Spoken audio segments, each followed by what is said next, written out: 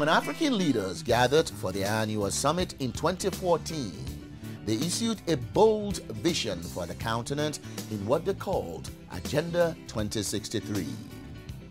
We are presenting Agenda 2063 for adoption by the summit. The agenda lays out a set of goals and plans the continent hopes to achieve by the year 2063, the 100th anniversary of the founding of the Organization of African Unity, now the African Union. It's a robust framework for all the African nations to come together, to work together to build a prosperous and united Africa based upon our shared values. Critical to achieving the overarching goals of Agenda 2063 is the development and empowerment of Africa's human resources, particularly its women. Ultimately, Africa's prosperity depends on Africa's greatest resource, its people. I think there's an increasing recognition that if countries are going to reach their full economic potential, then they have to invest in women. The Beijing Declaration and Platform for Action gave the world a powerful statement of principle. Women's rights are human rights. This is not just human rights, but also common sense.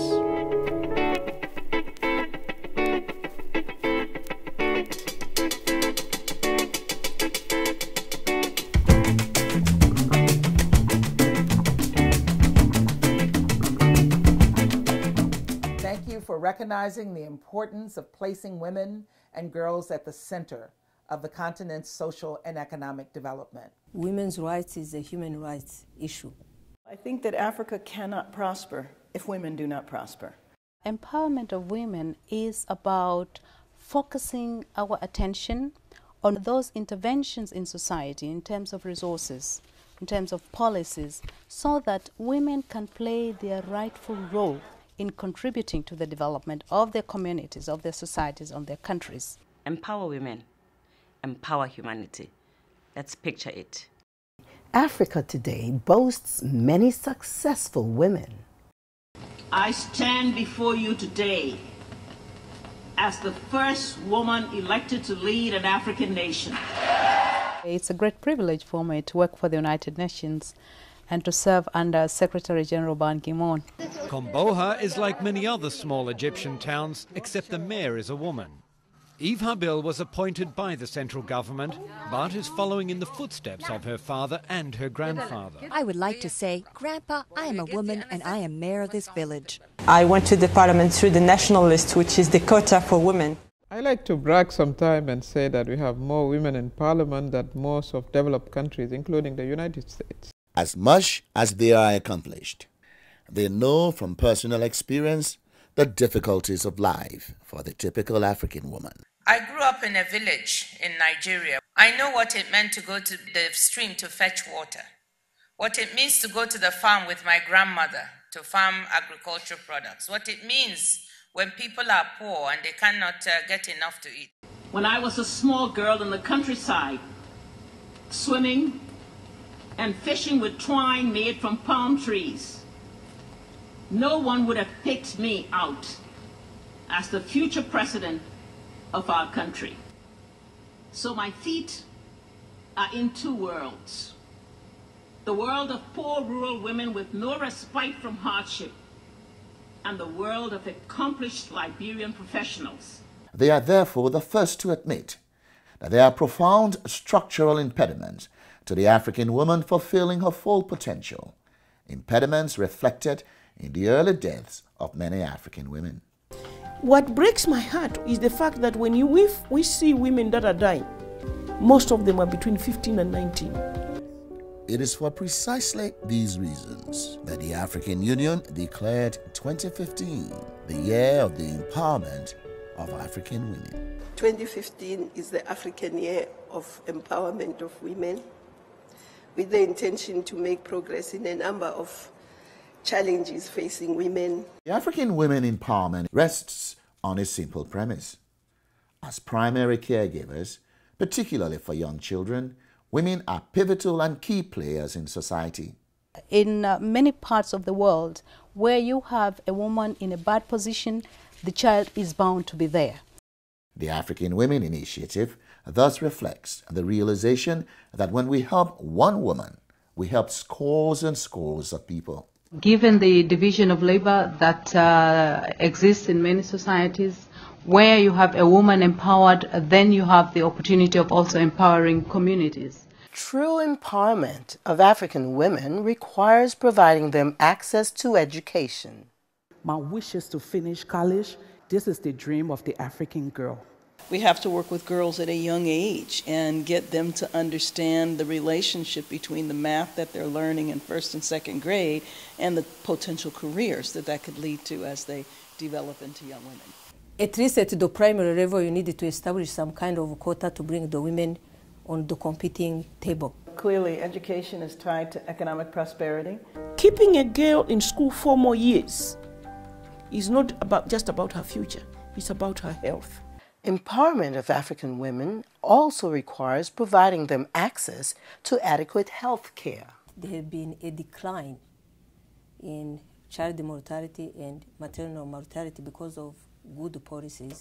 Between 2000 and 2010, for instance, it has dropped in sub-Saharan Africa alone by 41%. That's a major advancement.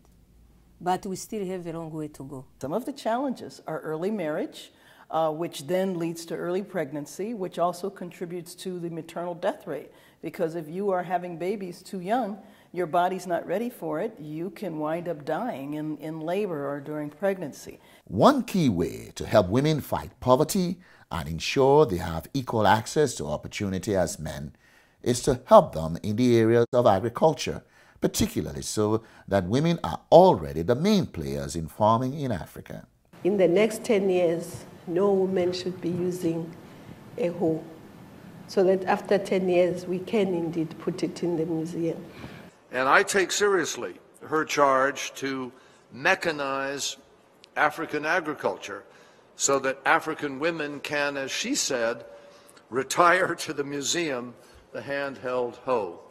As Africa is embarking on modern agriculture, the women have to be empowered at the beginning of that kind of process. We all know that in many African countries, women are the hub of agriculture. Women are the hub of a lot of the economy. Empowering women in the agricultural sector is part of a broader plan to give women a leg up economically. And when we talk about our economy of subsistence, it relies on women. They tend to their families, they feed the extended families, but they stay within those kind of traditional ways of producing that are not sustainable unless we give them a boost, credit.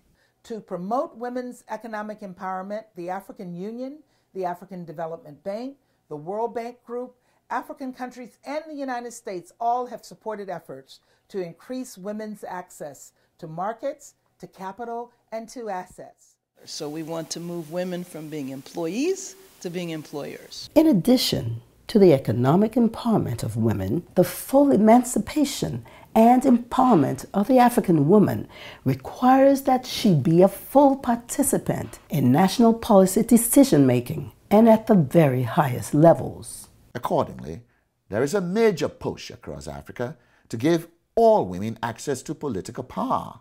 AU has driven the 30% quota of women representation, but at this point we still have just 10 countries that are at that particular level.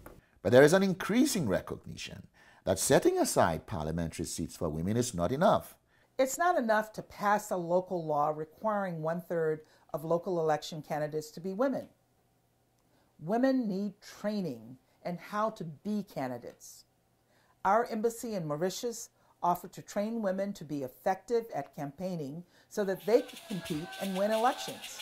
Following the training, the number of elected women quadrupled. The small gains women have made politically have already begun to change perceptions in certain countries about the traditional roles of women and men. My Minister of Gender and Development likes to tell the story of a kindergarten child who was recently asked what he wanted to be when he grew up. And she urged him to aim for the highest that he could think of. He responded, "I want to be the vice president."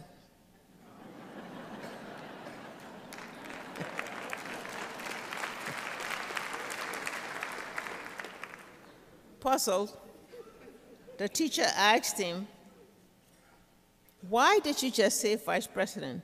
"Because being a president is a woman's job." At the very least, this young man will grow up in a society where it is considered normal for a female to be president. Despite the gains, it is clear that fully empowering the African woman economically and politically would require far-reaching legal reforms to knock down the cultural, traditional, and the structural institutional barriers that have held back women's progress across the continent literally for centuries. The question of empowering women also touches a legal framework that their rights have to be grounded in laws and constitutions. Legally increasing women's land rights. I've got keys for my house, free at last. I'm happy. Urging land registration in both a husband and wife's name. Legal reforms in many countries are also critical to tackling the issue of violence against women. If one is to address violence, we have to look at the legal and institutional mechanisms that are in place. Focus on women and girls who have been involved in conflict and who have been the victims of gender-based violence. It is a fact that we're still dealing with the issue of violence against women. This is a reminder of how far we still have to go in the fight to empower women and ensure equality for all. However, there is an increasing awareness that with a proper emphasis on empowerment, women can look confidently to a future of full equality. I see Africa with full gender equality. I see Africa where women have economic opportunities, political empowerment, and social inclusion. I see the empowered African women showing women around the world how to lead. The women of Africa. The future belongs to us because we have taken charge of it. Yeah! Women are women!